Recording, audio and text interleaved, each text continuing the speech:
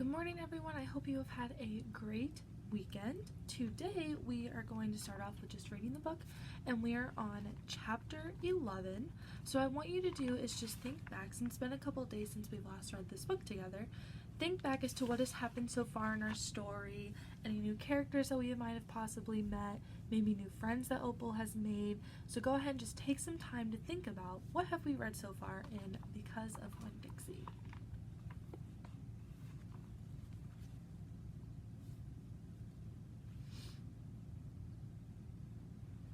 Alright, so we met quite a few new characters last week.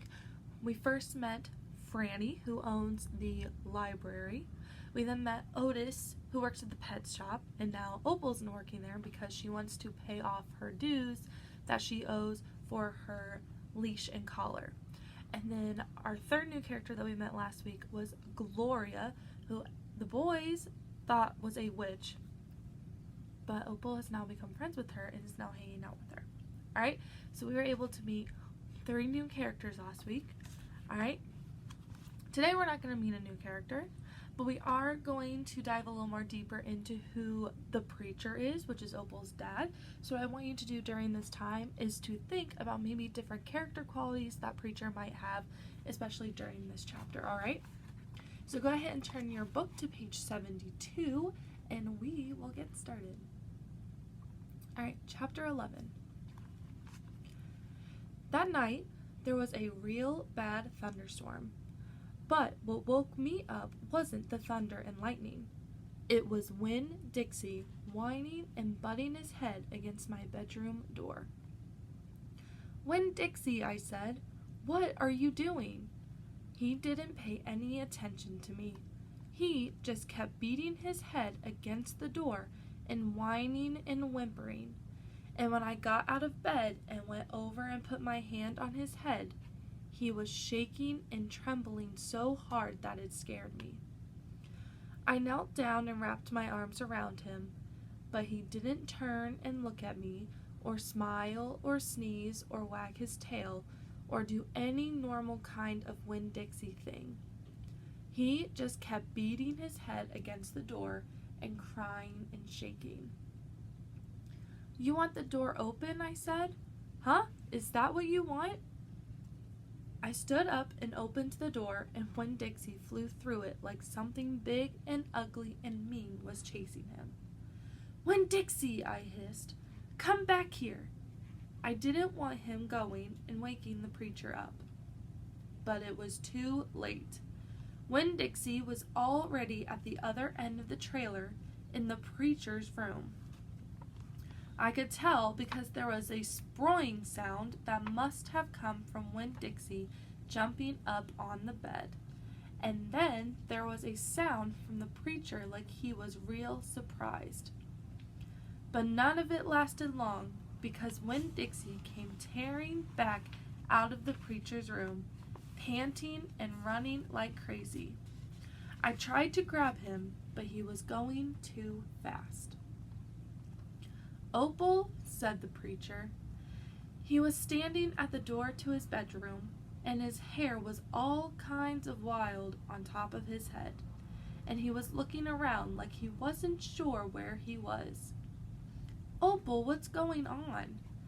"I don't know," I told him.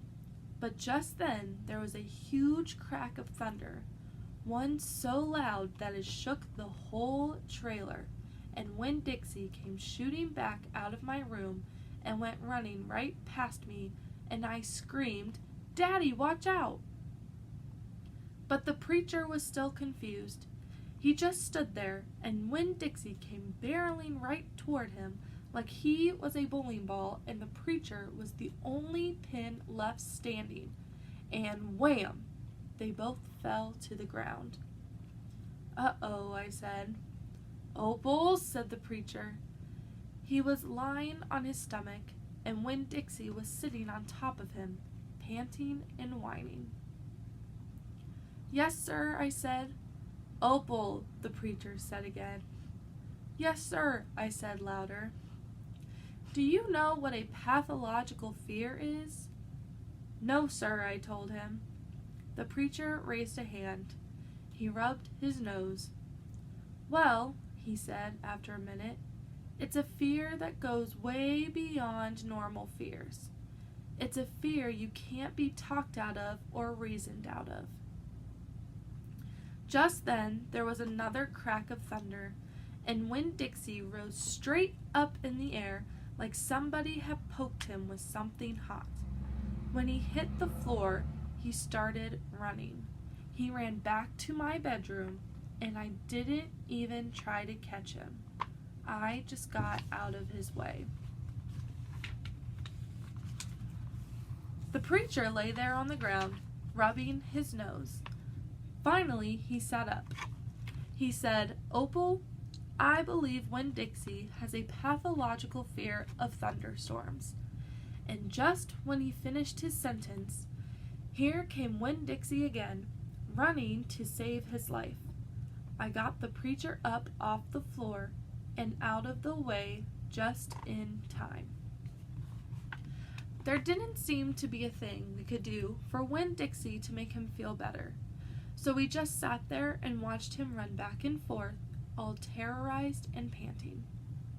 And every time there was another crack of thunder, Winn-Dixie acted all over again like it was surely the end of the world. "The storm won't last long," the preacher told me, "and when it's over, the real Winn-Dixie will come back."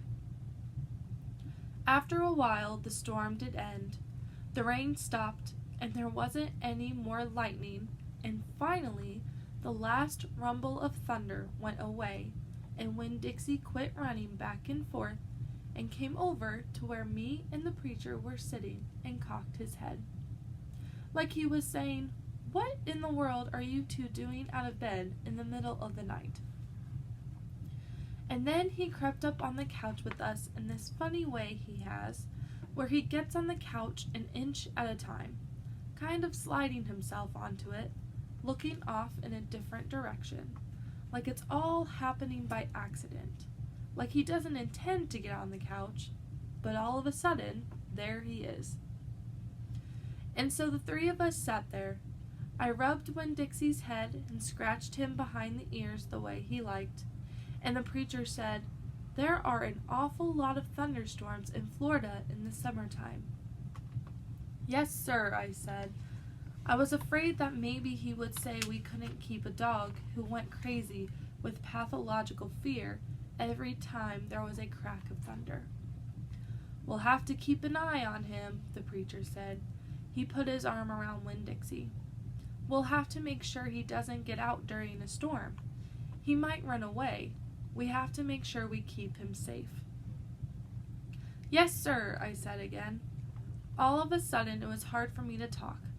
I loved the preacher so much. I loved him because he loved Winn-Dixie. I loved him because he was going to forgive Winn-Dixie for being afraid. But most of all, I loved him for putting his arm around Winn-Dixie like that, like he was already trying to keep him safe. Alright, that is chapter 11. What we are going to do now is go over some vocabulary. But I want you to keep thinking about having in the back of your head some different character traits of the preacher, because we're going to go over that today as well. But our vocabulary word of the day is pathological.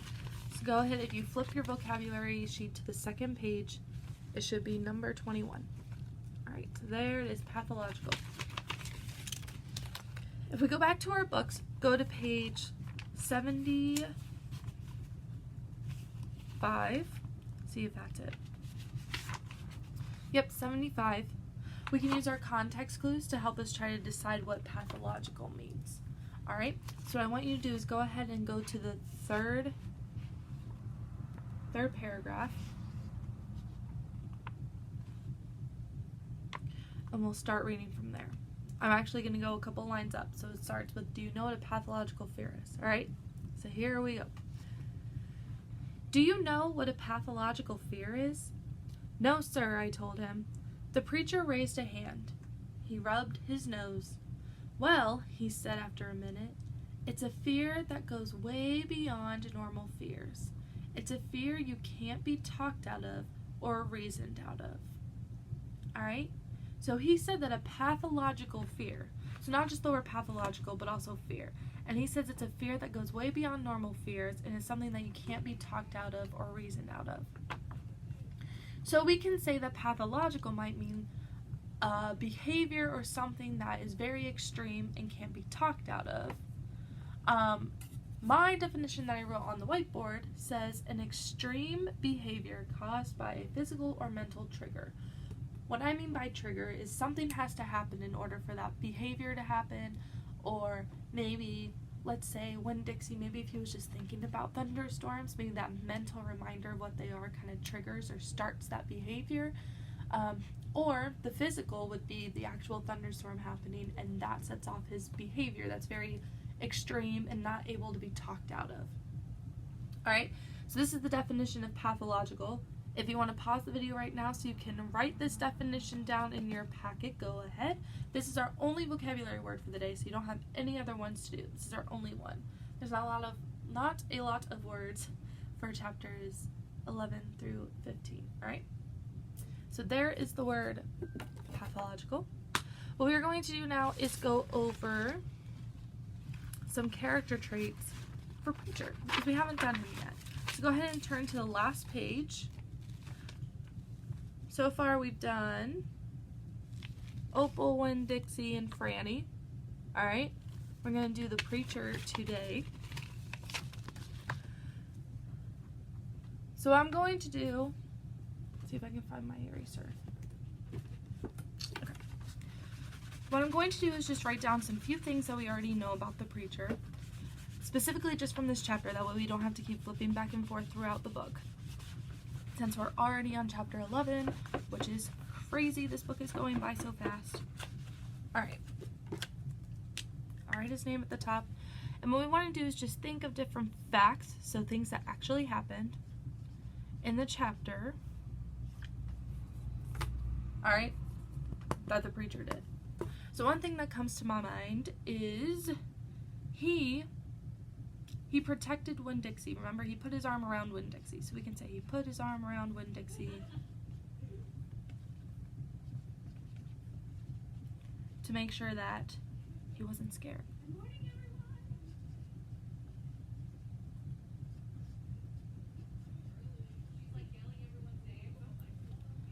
Alright.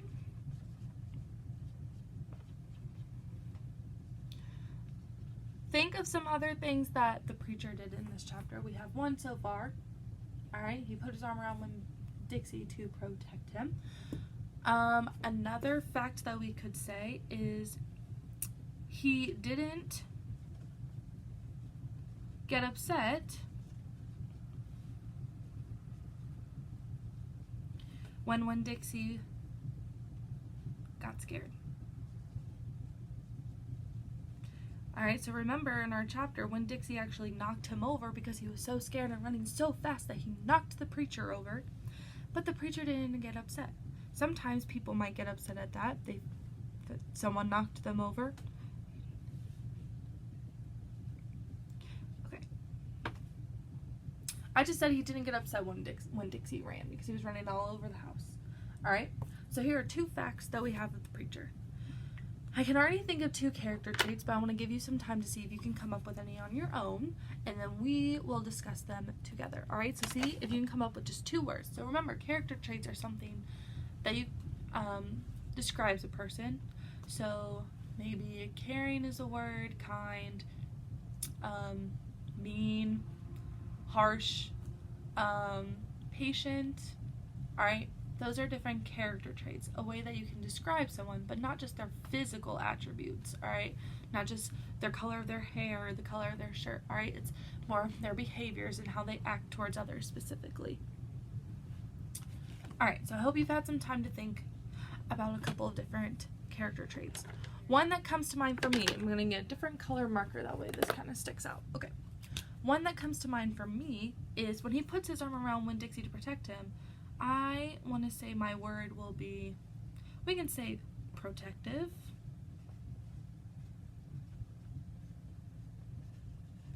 Alright. So I wrote it in red. I hope you can see it. Yes. Okay. Alright, so that's a word that we can use to describe that. And remember, when we write this down, we want a page number too, so we'd have to go back and find the page.